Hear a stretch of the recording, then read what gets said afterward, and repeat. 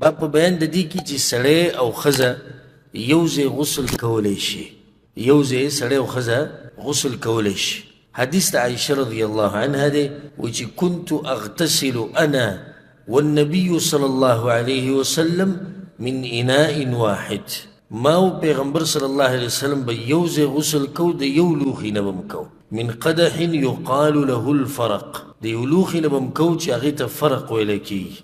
او دا فرق چې کوم عائشه رضی الله عنها یادی، نو په دې کې دنه 3 ساعه راځي. او موږ سره مسله مخکې تېره شوي چې یو ساعه څومره؟ 4 لپې. یو ساعه څو دی؟ 4 لپې. یعنی تقریبا نن سبا مشهور قول دا دی چې یعنی 2.5 کیلو جوړېږي، ساعه 2.5 کیلو جوړېږي. نو په ساعه کې دنه 4 لپې. دوی سره چې دا کوم لوښی دی په دې کې دنه 3 ساعه راځي، نو څو لپې شوې؟ 12 شوې. اوس ګوره تاسو ته ما په تېر شوي درسونو کې دا مسله ذکر کړې وه چې پیغمبر صلی الله علیه وسلم په یو ساعه لامبل. ما تاسو هلته دا وایي چې دا لازم نه ده چې سړی به دغه استعمالي، دا کمېده ډېرېدی هم شي. اوس په دې کې دوی چې لامبي، نو پیغمبر خو په یو ساعه لامبل، هغه حدیث کې تېر شوي. دلته 3 ساعه دي، نو په 1.5 باندې پیغمبر صلی الله علیه وسلم ولامبل، او په 1.5 باندې چا ولامبل؟ عایشې ولامبل.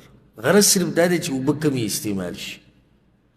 دلته دا مسله ثابته شوه، اصل کې د حدیث دې دپاره راوړی چې ښځه او سړی یو ځای غسل کولی شي. ما یو پیر دا مسله بیان کړې وه چې سړی او ښځه یو ځای غسل کولی شي. بیا د هغې نه دې بعضو جاهلانو یو غټه جاښه جوړه کړه، وګورئ دوی ویلي چې یو ځای لامبلی شي. دا زما مسله نه ده، دا حدیث دی په صحیح بخاري کې دی، او د رسول صلی الله علیه وسلم بیبي بیانې عایشه وی ما او پیغمبر صلی الله علیه وسلم یو ځای غسل کړی، د یو لوښي نه به مو اوبه راغستې. مخکې به حدیث راشي په دې غسل په دې مسایلو کې، په هغې کې درې وی ما به وایي چې زه اوبه رالم، هغه به وایي چې زه رالم، او زموږ د دواړو لاسونه به په یو ځای په دې لوښي کې دننه وو.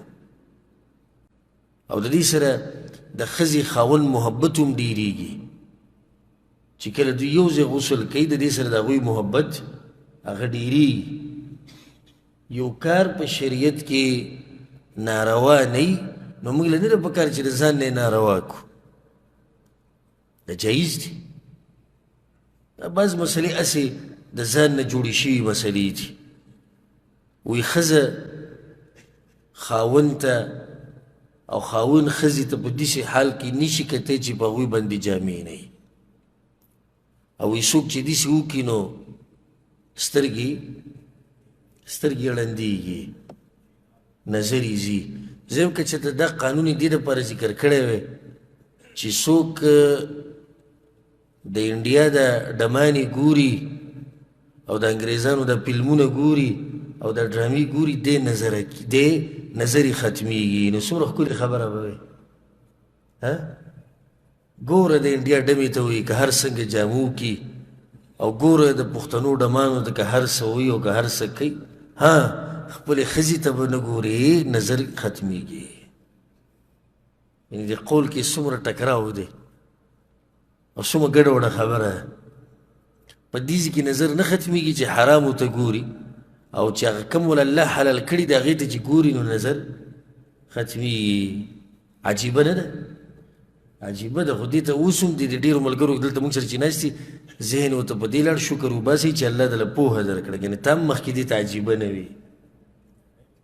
دا سوچ خو تعالی د انسان لړ شي چې انسان علم وکړي د قرآن او د حدیث. داسې ډېرې مسلې وي چې اوس دې بعضو ته عجیبه ښکاري چې کله هغه پوهه ورته میلاو شو.